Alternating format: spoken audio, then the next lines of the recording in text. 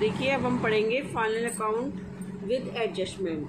तो देखिए इसमें क्या है, सबसे पहले समायोजना। समायोजना क्या होता है, इसको हम इंग्लिश में एडजस्टमेंट बोलते हैं।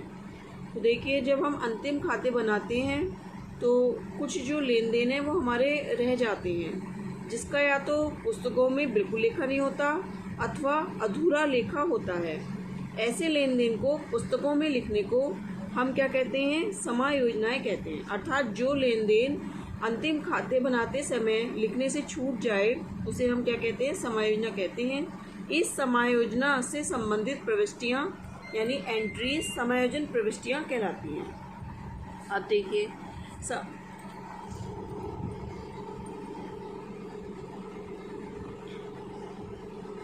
जो ये समायोजन होता है, इस समायोजन के क्या क्या उद्देश्य होते हैं।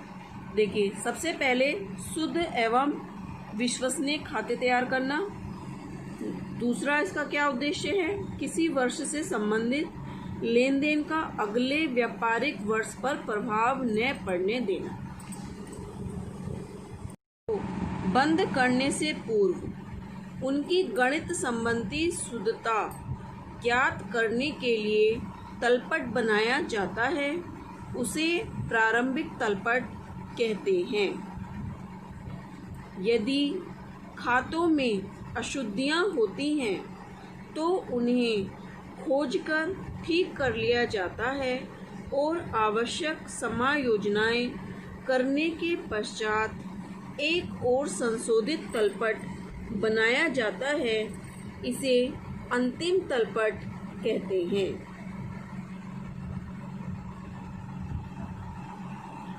प्रत्येक समायोजना 2 जगह लिखी जाती है। फिर देखिए हमारी बहुत सारी समायोजनाएं होती हैं, तो उनमें से कुछ हम बता रहे हैं और बाकी की समायोजना अगली वीडियो में बताएंगे। तो जैसे अदत्त व्यय यानी आउटस्टैंडिंग एक्सपेंसेस, फिर होता है पूर्वदत्त व्यय प्रीपेड एक्सपेंसेस, तीसरा होता है स्थगित आयगत व्यय यानी इसको इंग्लिश में बोलते हैं डेफर्ड रेवेन्यू एक्सपेंसेस, फिर होता है उपार्जित आय एक्रूड इनकम, अनुपार्जित आय अनअर्न्ड इनकम, फिर होता है संपत्ति के मूल्य में ह्रास डेप्रिसिएशन, फिर होता है पूंजी तथा आहरण पर ब्याज interest on capital and drawing. अब देखिए हम इनके ये तो समायोजना के नाम थे, अब इनके बारे में जानते हैं कि करके कि अदत्त व्यय या आउटस्टैंडिंग एक्सपेंसेस क्या होता है। देखिए आउटस्टैंडिंग एक्सपेंसेस हमारा क्या होता है, अदत्त व्यय। तो देखिए अदत्त व्यय वो होता है जो हमने मतलब अभी खर्चा किया नहीं है, या मतलब हमें मिला नहीं है वो अभी, ठीक है, तो वो होता है हमारा अदत्त व्यय। जैसे हमने कहीं पर काम किया, ठीक है, और हमने काम तो कर दिया लेकिन हमें वो पैसा अभी मिला नहीं है। जैसे हमने कहीं पे हम कहीं नौकरी कर रहे हैं तो मालिक ने हमारे 30 तारीख के बाद अभी पैसे नहीं दिए, 10 दिन बाद 15 दिन बाद वो पैसे देता है। तो जैसे 1 से लेके 30 तारीख तक की जो हमारी सैलरी होती है वो हमारी क्या हो गई, मान लिया आउटस्टैंडिंग हो गई, ठीक है। यानी हमने काम तो कर दिया 1 महीने तक का लगातार, लेकिन उसने हमें काम नहीं दिया, वो हो गया हमारा आउटस्टैंडिंग एक्सपेंसेस। तो प्रत्येक एडजस्टमेंट आपकी 2 जगह जाती है, आप जानते हैं। तो प्रॉफिट एंड लॉस में आप ऐड कर देंगे, इसको 2 साइड में जाएगी संबंधित व्यय में, ठीक है। और क्या डालेंगे, इसको लायबिलिटी साइड में डाल देंगे। और आप इसकी जब आप लायबिलिटी साइड में डालेंगे तो लायबिलिटीज किसका आइटम होती है, क्रेडिट का। तो देखिए आउटस्टैंडिंग एक्सपेंसेस आपने क्रेडिट में डाल दिए, ठीक है, और एक्सपेंसेस आपके कहाँ जाते हैं, डेबिट में जाते हैं। तो आपने इसकी एंट्री बना दी expenses account debit to outstanding expenses, ठीक है। इसी प्रकार से आपका पूर्वदत्त व्यय है, जो आपने काम नहीं किया। जैसे कहीं आप नौकरी करने गए, अब आपने काम तो किया नहीं, उसका मालिक ने आपको एडवांस सैलरी दे दी, तो वो हो गया आपका पूर्वदत्त व्यय, ठीक है, यानी एडवांस में ही आपको कोई चीज़ मिल जाना। तो ये क्या है, ये भी 2 जगह जाएगा आपका। तो संबंधित व्यय में से हम क्या कर देंगे, घटा देंगे इसको, और दूसरा कहाँ जाएगा, असेस्ट में जाएगा। तो देखिए असेस्ट हमारा क्या आइटम होता है, डेबिट का। तो देखिए हम प्रीपेड एक्सपेंसेस कहाँ लिखेंगे, डेबिट में लिखेंगे, और टू एक्सपेंसेस अकाउंट, ठीक। अब देखिए नेक्स्ट एंट्री देखते हैं हम। आपका स्थगित आयगत व्यय, जिसको इंग्लिश में हम डेफर्ड रेवेन्यू एक्सपेंसेस बोलते हैं। तो ये वह व्यय होते हैं जो बहुत अधिक मात्रा में होते हैं और जिन्हें कई वर्षों में अपलिखित करना होता है। मतलब ये वाले जो व्यय होते हैं ये वन टाइम खर्च किए जाते हैं। और क्यों किए जाते हैं? अपने बिजनेस को बढ़ाने के लिए किए जाते हैं। जैसे विज्ञापन है ना, ये तो कई वर्षों में अपलिखित करना होता है और थोड़ी थोड़ी मात्रा में हम इसको क्या करते हैं, P&L में ट्रांसफ़र करते रहते हैं। ठीक है। ये भी जो होते हैं क्या होते हैं कि कुछ तो हम कर देते हैं P&L में ट्रांसफ़र और बाकी की रकम, जैसे सपोज कीजिए कि आपने 10,000 रुपये विज्ञापन पर खर्च कर दिए। ठीक है।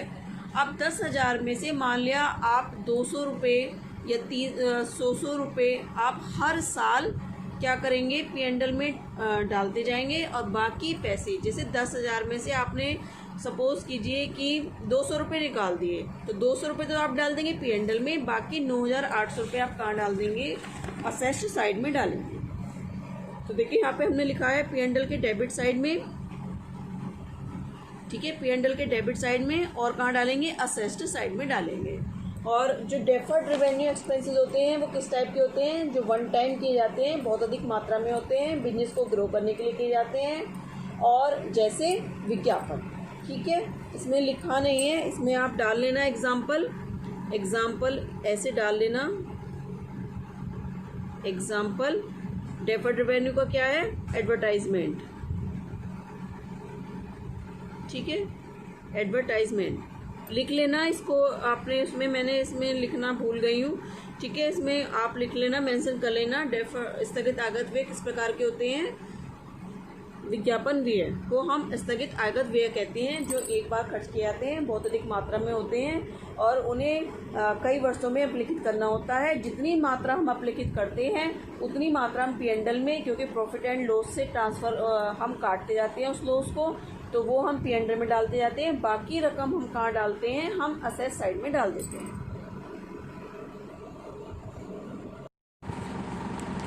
हमें इसकी एंट्री बनानी हो, ठीक है, हम एंट्री क्या बनाएंगे इसकी, तो डेफर्ड रेवेन्यू एक्सपेंसेस डेबिट और टू कैश अकाउंट, क्योंकि हम क्या करते हैं, खर्चा करते हैं। जैसे विज्ञापन पर करेंगे हम, तो खर्चा करेंगे ना, तो हमने उसको क्या दे दिया, स्थगित आगत व्यय नाम दे दिया।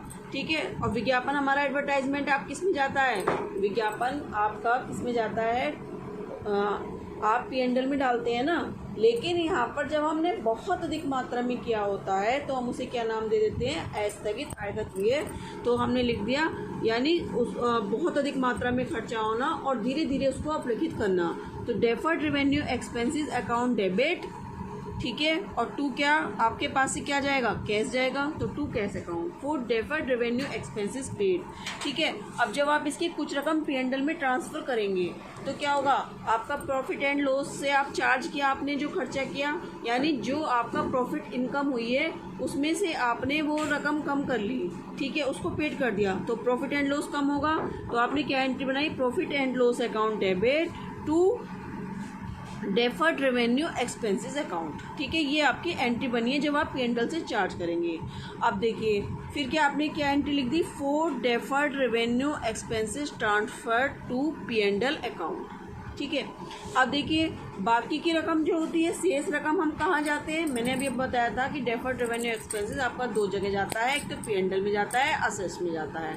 P&L में हम थोड़ी अमाउंट डालते हैं, बाकी की अमाउंट जो ज़्यादा वाली अमाउंट होती है वो हम असेट से, जितनी रकम हम P&L से काटते जाएंगे, प्रॉफिट से काटते जाएंगे, वो तो हम डालते जाएंगे प्रॉफिट एंड लॉस में। बाकी रकम हम कहाँ दिखाएंगे, असेट साइड में। मैंने आपको इसका एग्जाम्पल भी दिया था कि जैसे हमने विज्ञापन पर 10,000 रुपये खर्च किए और हम हर बार 200 रुपये अपलिखित कर रहे हैं प्रॉफिट एंड लॉस से, तो हम 200 रुपये तो डालेंगे कहाँ, प्रॉफिट एंड लॉस अकाउंट में, और बाकी 9,800 रुपये हम असेट साइड में डाल देंगे। ठीक है, तो जब हम शेष रकम असेट साइड में डालेंगे तो देखिए उसकी क्या एंट्री बनेगी, देखते हैं।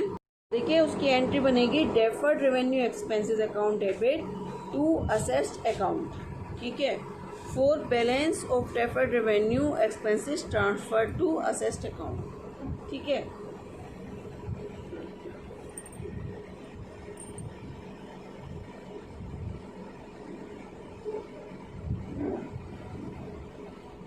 अब देखिए,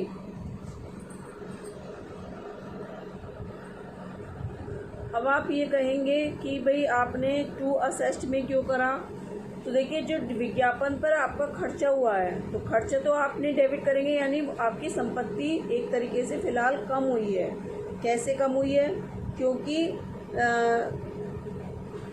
आपने किस में पेड किया था? अभी जो आपने एंट्री बनाई थी वो कैश में पेड किया था, ठीक है। आपने फर्स्ट एंट्री क्या बनाई थी? Deferred revenue expenses account debit to cash, क्योंकि जब आप विज्ञापन पर खर्च करेंगे तो पैसा तो जाएगा ना, यानी आपकी असेस्ट कम हो गई। कितने रुपए से कम हो गई? क्योंकि असेस्ट भाई कैश है, कैश आपका किसका आइटम है? असेस्ट का आइटम है, तो असेस्ट आपकी कम हो गई। तो जब कम हो गई तो आपने क्या एंट्री बना दी इसकी? शेष रकम जब आपने संपत्ति पक्ष में ट्रांसफर करी तो उधर से कैश कम हो गई, ठीक है। तो deferred revenue expense account debit to assets account.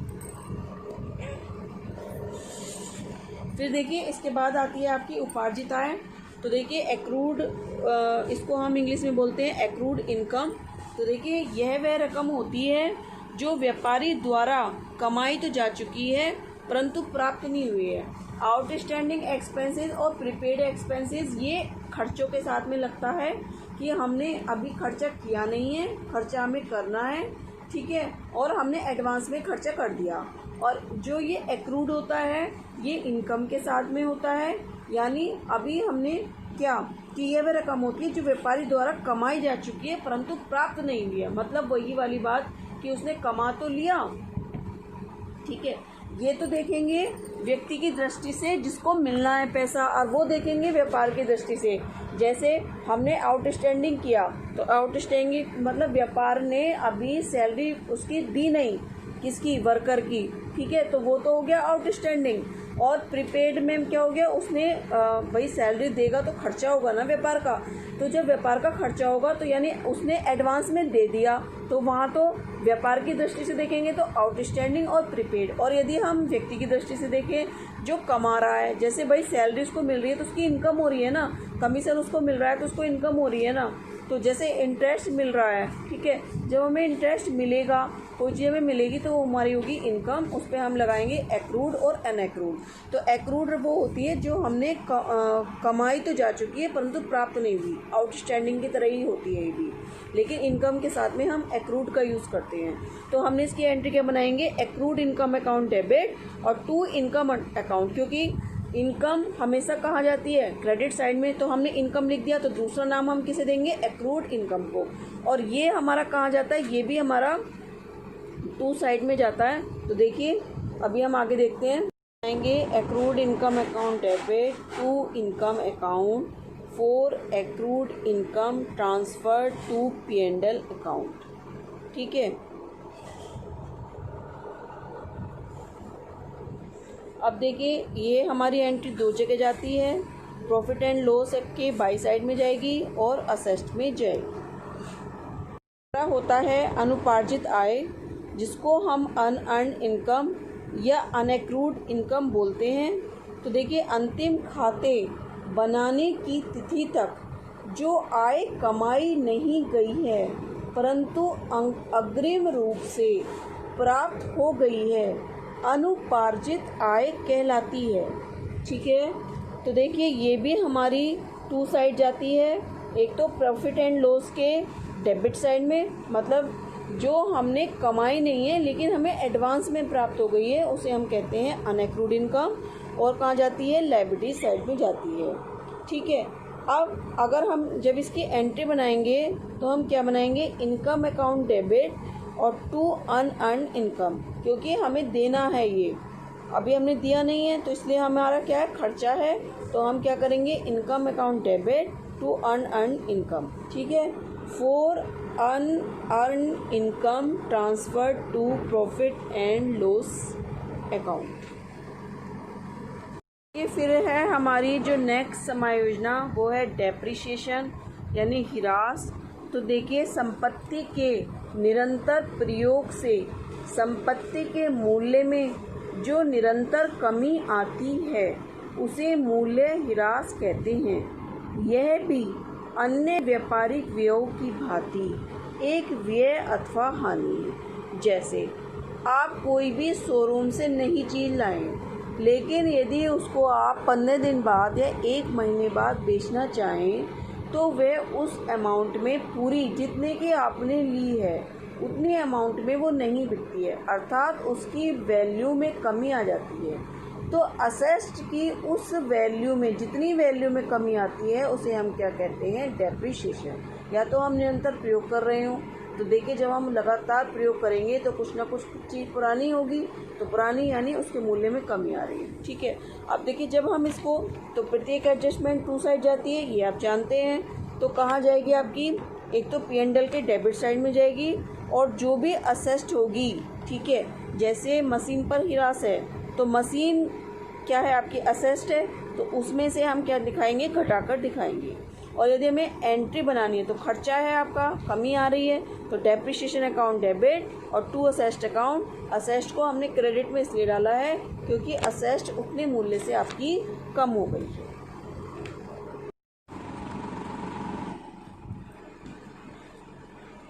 फिर आता है देखिए आपका पूंजी तथा आहरण पर ब्याज। तो देखिए interest on capital and drawing जिसको हम बोलते हैं। तो देखिए पूंजी पर ब्याज, इसके भी 2 इफेक्ट होते हैं। अगर हम व्यापार की दृष्टि से देखें तो व्यापार को क्या होती है, व्यापार को हानि होती है, ठीक है, और व्यापारी को क्या होता है, लाभ, क्योंकि उसे उसकी पूंजी पर मिल रहा है। तो जब अगर हम एंट्री किसकी दृष्टि से बनाएंगे, व्यापार की दृष्टि से बनाएंगे, तो हम कहाँ डालेंगे, P&L के डेबिट साइड में डालेंगे, और लायबिलिटीज़ में, कैपिटल में, क्योंकि व्यापारी को तो लाभ हो रहा है तो उसकी कैपिटल में हम उसे जोड़ देंगे। ठीक है, अगर हमें एंट्री बनानी होगी तो क्योंकि हम व्यापार की दृष्टि से बना रहे हैं तो इंटरेस्ट ऑन कैपिटल डेबिट, क्योंकि व्यापार का खर्चा है, और टू कैपिटल अकाउंट, क्योंकि उसकी व्यापारी की कैपिटल बढ़ गई है उस इंटरेस्ट से। ठीक है, interest on capital account debit to capital account. आपका आता है आहरण पर ब्याज, जिसको हम इंग्लिश में क्या बोलते हैं, इंटरेस्ट ऑन ड्राइंग। इसके भी 2 इफेक्ट होते हैं। तो देखिए जब कोई व्यापारी व्यापार से पैसा निकालेगा तो अगर हम व्यापार की दृष्टि से देखें तो व्यापार को लाभ होगा क्योंकि वो व्यापारी से पैसा लेगा। ठीक है, तो प्रॉफिट के क्रेडिट साइड में डालेंगे, और व्यापारी को हानि होगी तो लायबिलिटीज़ में उसकी कैपिटल में घटा देंगे, घटाकर दिखाएंगे, क्योंकि उसकी कैपिटल कम हो जाएगी। जब वो ब्याज देगा व्यापार को तो उसकी कैपिटल कम हो जाएगी, इसलिए उसकी कैपिटल में से घटाकर दिखाते हैं। एंट्री क्या बनेगी, drawing account debit to interest on drawing account, व्यापार की दृष्टि से बनाएंगे। ठीक है, तो देखिए इंटरेस्ट ऑन ड्राइंग, व्यापार को लाभ होगा तो कहाँ दिखाएगा, व्यापार बाई साइड में दिखाएगा, क्रेडिट साइड में दिखाएगा, तो इसने क्या बनाई, टू इंटरेस्ट ऑन ड्राइंग, और ये किससे, ड्राइंग उसका बढ़ जाएगा, किसका, व्यापारी का। तो ड्राइंग अकाउंट डेबिट, क्योंकि हम ड्राइंग में जोड़ देते हैं इंटरेस्ट, तो drawing account debit to interest on drawing account for interest charge on drawing account. ठीक है,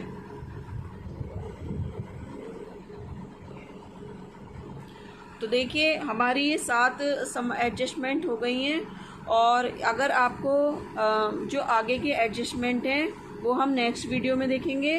और आपको इससे संबंधित कोई भी प्रॉब्लम हो तो आप मुझसे कमेंट करके पूछ सकते हैं।